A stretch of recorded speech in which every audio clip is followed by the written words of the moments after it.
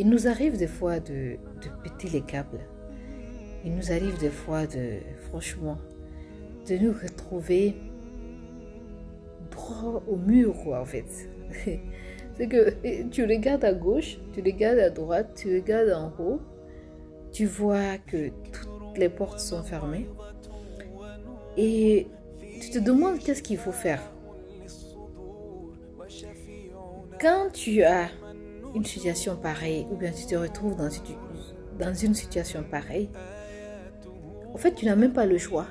C'est entre deux personnes que tu vas tourner. Soit tu tournes vers Dieu ou bien tu tournes vers Satan. C'est les deux.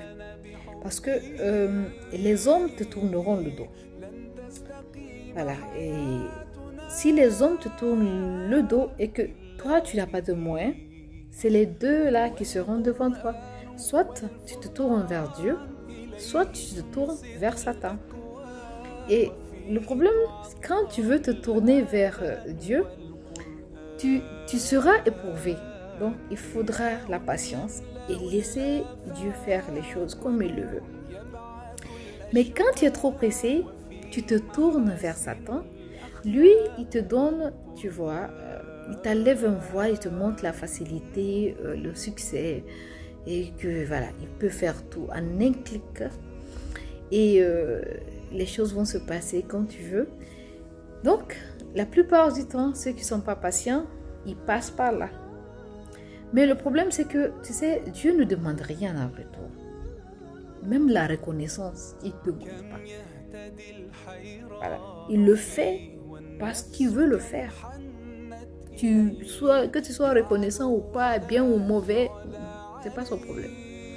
Alors que l'autre côté, avec le diable, ou bien ceux qui sont avec lui, c'est que quand tu le fais, au départ, on te dit il n'y a pas de condition. Mais dès que tu rentres, un peu plus loin, quand tu vas voir un peu, tu vas commencer à sentir la chose. Oui, ça va, c'est arrangé. Oui, j'ai eu l'argent.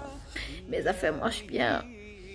C'est là maintenant, subhanallah, ils vont commencer à te dire, donner les conditions. Et voilà comment il faut faire, voilà ce qu'il faut faire comme sacrifice, voilà ça. Et la plupart du temps, c'est que surtout les femmes,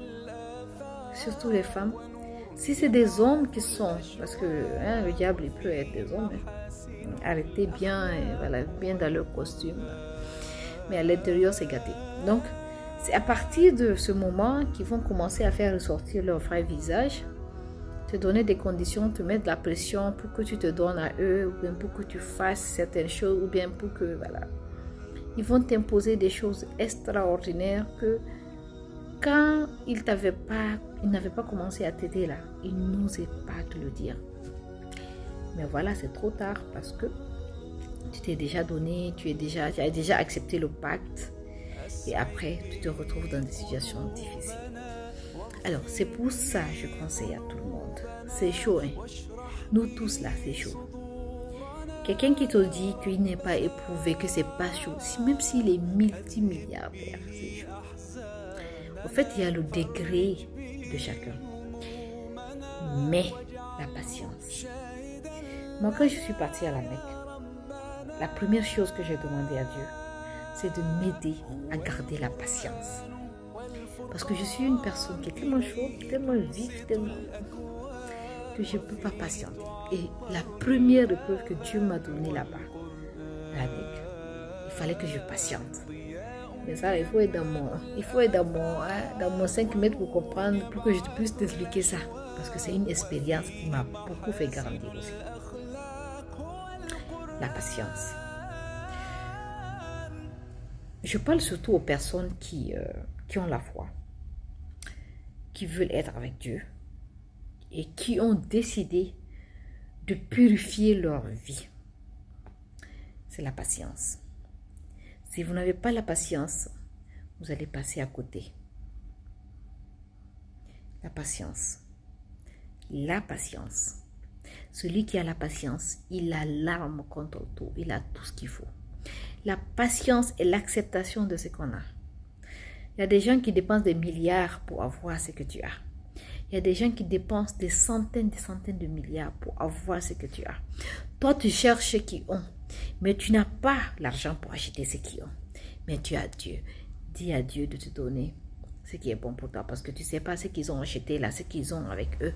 Est-ce que c'est un bien pour eux? Tu ne sais pas.